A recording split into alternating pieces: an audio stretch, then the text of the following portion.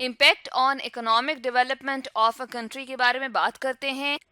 کہ کسی بھی ملک کی جو اکنامک ڈیولپمنٹ ہے، یعنی کہ معاشی جو اس کے اندر پروگرس آ رہی ہے، اس کی معیشت کیسے بڑھ رہی ہے، اس کا کیا اثر ہوتا ہے اس کنٹری کے اوپر، اس ملک کے اوپر. تو اس کے لیے کچھ فیکٹرز ہوتے ہیں جن کو ہم اکنامک فیکٹر کہتے ہیں، یعنی کہ ایک ملک کی معیشت جو ہے وہ بڑھانے کے لیے کچھ فیکٹرز جو ہے وہ کارآمد ہوتے ہیں. فرسٹ جیسے ہے یہاں پر ڈسکس کی ہوئی، ہم نے شو کی ہوئی ہے کمیونیکیشن. کمیونیکیشن کا مطلب یہ ہے کہ رابطے کتنے ہیں ایک کنٹری کے اپنے اندر، یعنی کہ کنٹری کے ایک ہم کہتے ہیں کہ حصے سے دوسرے حصے تک اگر کوئی پروڈکٹ جو ہے وہ ٹرانسفر کرنی ہے، بھجوانی ہے، تو اس میں کمیونیکیشن کے راستے کتنے بہتر ہیں. ان سائڈ دا کنٹری بھی ہم بات کرتے ہیں، اور ایک کنٹری کے دوسرے کنٹری کے ساتھ جو روابط ہیں، کمیونیکیشن ہے، وہ کس حد تک سٹرونگ ہے، یعنی کہ انفراسٹرکچر سٹرونگ ہے، آنے جانے کے راستے جو ہیں وہ اس قدر بحال ہوئے ہیں کہ ان کے درمیان میں ٹریڈ ہو سکتی ہے، تجارت ہو سکتی ہے. تو اکنامک فیکٹر کے حوالے سے، یا ہم کہتے ہیں اکنامک ڈیولپمنٹ کسی بھی کنٹری کے اگر بات کریں تو کمیونیکیشن اس میں فرسٹ فیکٹر آ جاتا ہے جو کہ اکنامک فیکٹر ہے. سیکنڈ فیکٹر کی بات کرتے ہیں ایجوکیشن اینڈ ٹریننگ، کہ پراپرلی ایجوکیٹ کیا جائے ان لوگوں کو جو تجارت سے تعلق رکھتے ہیں، یا اوور آل بھی اگر بات کی جائے کسی کنٹری کی ایجوکیشن کی، تو ایجوکیشن اگر بڑھے گی تو اکنامک ڈیولپمنٹ بھی جو ہے اس کنٹری کی انکریز ہوگی. اس طرح سے ہم کہہ سکتے ہیں کہ اگر زیادہ پڑھے لکھے لوگ ہوں گے تو زیادہ سے زیادہ لوگ جو ہیں وہ کاروباروں کو سنبھالیں گے، یا مختلف شعبوں میں جو ہے وہ ترقی کی طرف جائیں گے. تو اس طرح سے کسی بھی کنٹری کی اکانومی جو ہے وہ کیا ہو سکتی ہے، اس میں پروگرس آ سکتی ہے. اس کے علاوہ لوگوں کو ٹریننگ بہتر طور پہ دی جائے تاکہ اوور آل ہم اکنامک فیکٹر اس کی بات کر رہے ہیں کہ اس طرح سے اکنامک ڈیولپمنٹ بڑھے گی. تھرڈ اگر فیکٹر کی بات کرتے ہیں تو جو انوالو ہے اکنامک فیکٹرز کے اندر، تو وہ ہے نیچرل ریسورسز. نیچرل ریسورسز میں مختلف چیزیں آ جاتی ہیں، جیسے ہمارے منرلز وغیرہ ہیں، اورز جس میں سے نکلتے ہیں خام حالت میں، جو ہے کچھ مٹیریل بہت ساری چیزوں کے لیے یا انڈسٹریز کے لیے ریکوائرڈ ہوتے ہیں. اس کے علاوہ بھی قدرتی طور پہ جو ریسورسز موجود ہیں ان کو بہتر طور پہ اگر استعمال کیا جائے، جیسے واٹر ہے، یا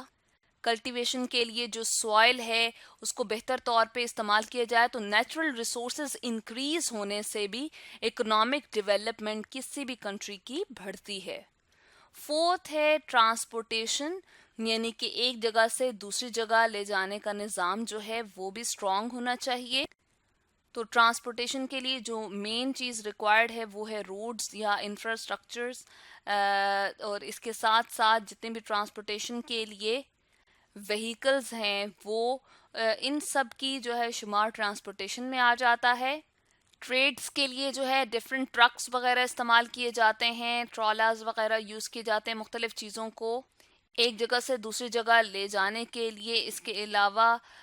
جو ہے شپس وغیرہ استعمال ہوتے ہیں. اس کے ساتھ ساتھ ٹرینز، مال گاڑیاں ہوتی ہیں جن پہ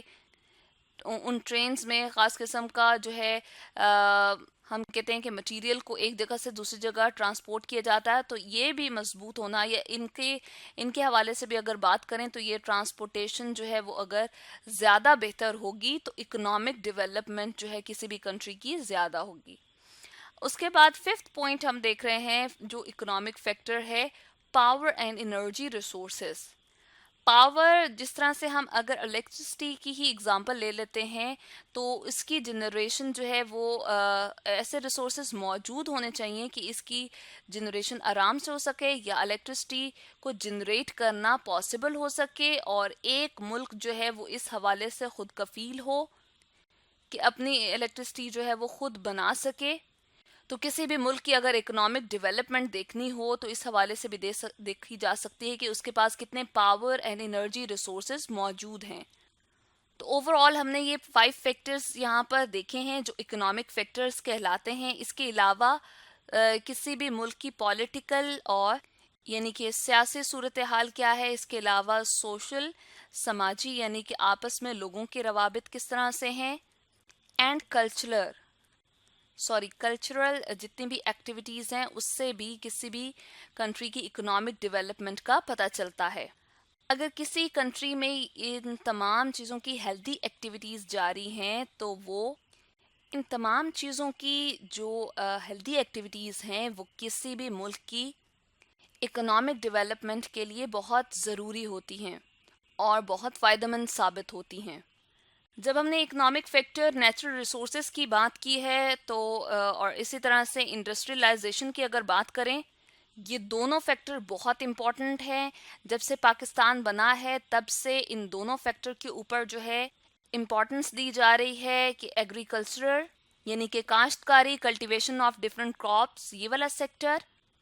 اور انڈسٹریلائزیشن یعنی کہ ڈفرینٹ صنعتیں بنانا، یہ دونوں سیکٹر بہت امپورٹنٹ ہیں اور یہ تبھی کامیاب ہوں گے جب ہمارے پاس زیادہ سے زیادہ نیچرل ریسورسز ہوں گے. پاکستان جو ہے وہ کامیاب ہوا ہے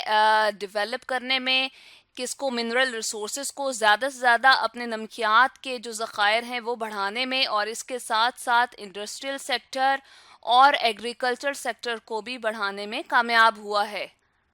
1998 میں پاکستان جو ہے وہ ایمرج ہوا as powerful nuclear state on the map of world, یعنی کہ ایٹمی طاقت بن گیا،